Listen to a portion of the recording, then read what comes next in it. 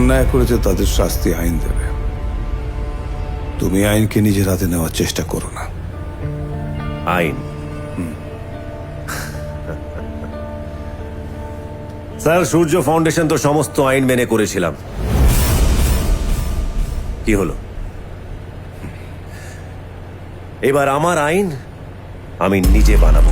তাই যাওয়ার আগে আরেকটা কথা বলি স্যার, আমি জানি আমি এখান থেকে চলে যাওয়ার পর আপনার উপরে অনেক চাপ আসবে, কিন্তু চিন্তা করবেন না, আমি আপনার কাছ থেকে মাত্র 5টা দিন সময় চেয়ে নিচ্ছি। প্রেশার আউট অফ কন্ট্রোল হওয়ার আগেই আমি আমার কাজ পুরো করে আপনার সামনে এসে দাঁড়াবো। তুমি বোধহয় ভুলে যাচ্ছ সূর্য, তোমার সামনে বিনায়ক রায় আছে। তুমি এখান থেকে বেরোতে পারবে না।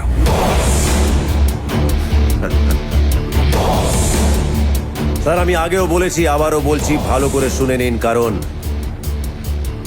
আমি একবার বলি আর 100 বার বলি, মানেটা একই।